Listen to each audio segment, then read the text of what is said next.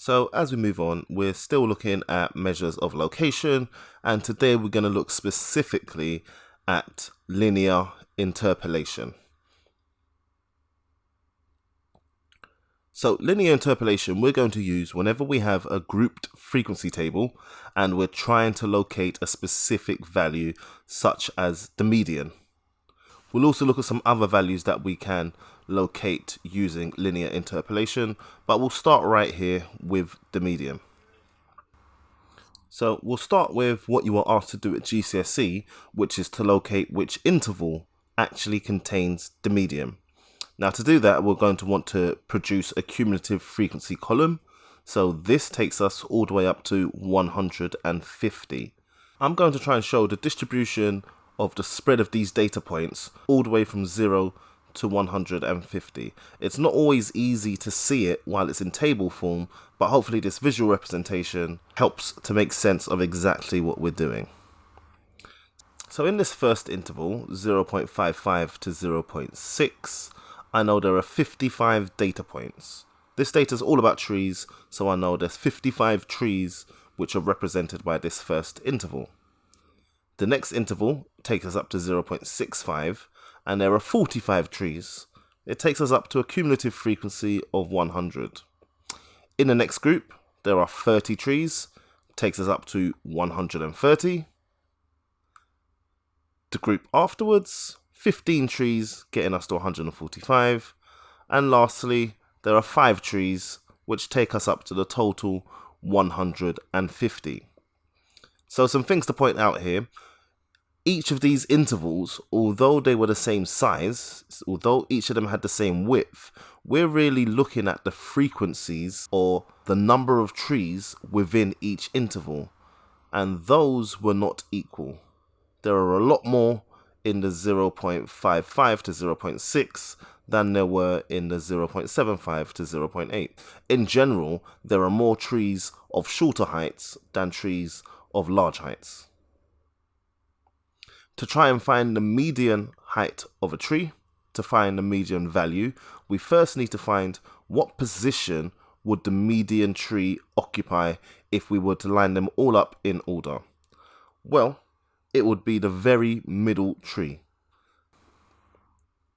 To find the position of that tree, we do n divided by 2. So the total frequency divided by 2 tells us exactly where to look to find the middle tree, the median tree. In this case, it's 150 divided by 2. The 75th tree should be the one in the middle. And if we use our cumulative frequency column, or we can use the number line that I've put at the bottom, the 75th tree we realize is in that second interval. The 75th tree has a height somewhere in between 0.6 and 0.65. Now, we have a technique to try and hone in on one particular value that we assume will be the median. An assumption that we're making is all of the 45 trees in this interval are evenly spaced, right from a height of 0.6 all the way up to a height of 0.65. Because of that, we can use proportionality to try and get one particular value to represent the median. Now, this diagram is going to be invaluable for you to set up an equation that can tell you what that median value will be. So we'll start off by labeling the class boundaries of the interval we know contains the median. In this case, the class limits are the class boundaries, so I'll label 0.6 and 0.65. If there were gaps, you know what you would need to do to consider the boundaries rather than the limits. Okay, let's also get the frequencies that would match. This interval started on the 55th value. This frequency ended on the 100th value. So I'm just going to label 55 and 100. If you see from the grouped frequency table, the cumulative frequency of the interval before and the interval we're interested in are the two numbers that would go here. Okay, what else do we know? We know we were looking for the 75th value. So I'm also going to mark on here the item location that we're interested in. I'm interested in the 75th value. That's where the median's meant to be.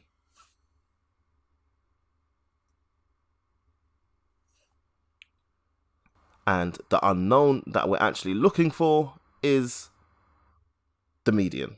So we can either label this as the median, or perhaps more appropriately, I'm going to label it as Q2. You'll come to know that the median is also known as the second quartile, Q2. Okay. Now that we have all of this in place, we're actually ready to put together a fraction equation that we can go ahead and solve. So what I'm aiming to do, I'm going to make a fraction which represents this thick line on my diagram in comparison to the entire line. So I'll start with the values in the variables. So I'll start with the variable values. So Q2 minus 0.6, that's the thick line, divided by 0.65 minus 0.6, which is the entire line. This should be equivalent to when I use the frequency values. So for the thick line, I have 75 minus 55, and for the entire line, I have 100 minus 55. Now this fraction equation uses proportionality to help us find the exact value we would expect the median to be if it was the 75th value within this interval, assuming that they're all evenly spaced. So at this point, I would recommend we take the time to simplify. I know the denominator here is 0.05 and I have 20 over 45. A couple more steps just to rearrange, and I get that Q2 is going to equal 0.6 plus 0.05 multiplied by 20 over 45.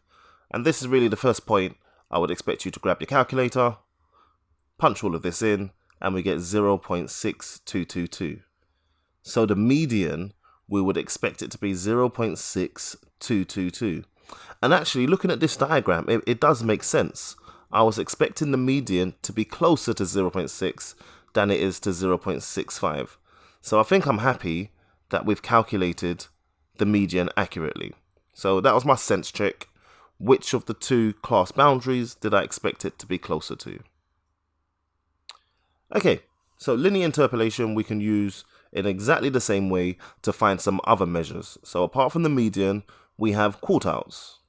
So if I wanted to calculate the first quartile, I would do n divided by 4 once I know the total frequency.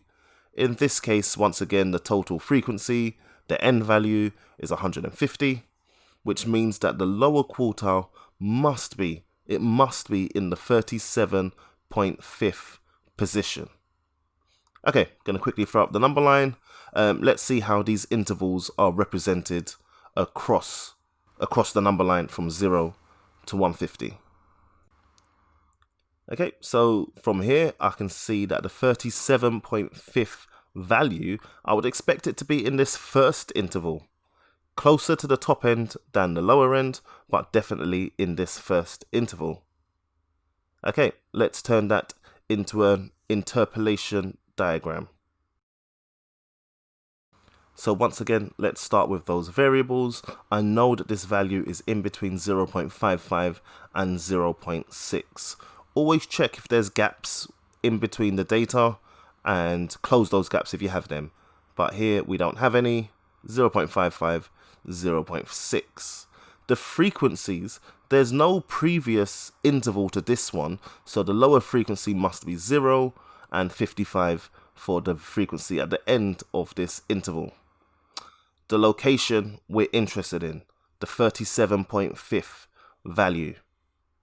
And this time I'll label this as Q1. That's what we're looking for, Q1. Okay, my diagram's not necessarily to scale, but I am expecting Q1 to be closer to 0.6 than to 0.55. We can use that sense check closer to the end. Let's set up our diagram. For the thick line, Q1 minus 0.55. For the entire line, 0.6 minus 0.55. Do the same for the frequency values.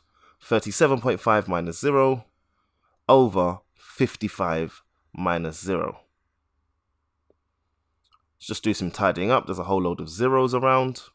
Q1 minus 0.55 over, do this bit in your head, 0.05 equals 37.5 over 55. Okay, a couple of lines to help us rearrange. You might be able to do this all in one step. I'll always show you the full process. Q1 is going to equal 0.55 plus 0.05 multiplied by 37.5 over 55. Once again, this is really the first time you should be reaching for your calculator. Just type it in exactly as you've written it, hit the enter key, and you should get a value of 0.584. As I said, we were expecting it to be closer to 0.6 than to the 0.55. So my sense check bears through, and I'm happy that the lower quartile has been found. Well, there are other measures that we can find using a linear interpolation technique. The upper quartile, which is Q3, is going to be 3/4 of the value of n, 3/4 of the way through this data. For this data set, it's the 112.5th value, and that would have been within the third interval. We have percentiles. Quartiles split the data into 4, and we were either finding the first, second, third, or fourth quartile.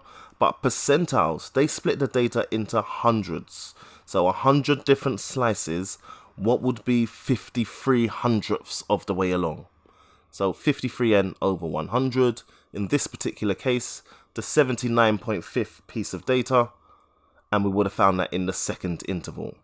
Finding the position of the statistic you're looking for, finding the position of the measure you're looking for, is a key step and the first step to actually being able to use an interpolation diagram correctly. We have deciles. The clue's in the name. Deciles split data into 10 equal sections, and we're looking for one of those particular deciles. In this case, the third decile, which is 3n over 10, which will be the 45th data item, and that is located in the first interval. So this is the technique of linear interpolation that I want you to use. Identify which interval the measure is located in. Use a diagram to represent all of the values we're looking for, the two frequencies and the two class boundaries. Set up your fraction equation to let you know exactly what the ratio between each of those distances is, and then rearrange and solve to find the measure you're looking for. There are other techniques, but this one leads to the most accurate results for students. This one almost guarantees that you'll get your answer correct. And frankly, this one is the one that communicates to the examiner that you actually know what you're doing and where your values have come from. Okay, and we're just about finished, but before you move on to some practice questions, let's take a quick look at the specification and exactly what it is that students are expected to be able to show, exactly what the examiners are anticipating you will be confident on. While you read through that, I want to quickly remind you that it will be sensible for you to come back and watch this video at a later date, maybe come back in 2 or 3 weeks or before an assessment.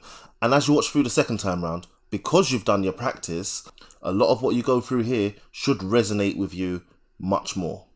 And you have a chance to really embed your understanding of the difficult concepts, the ones that have been flagged up as A star.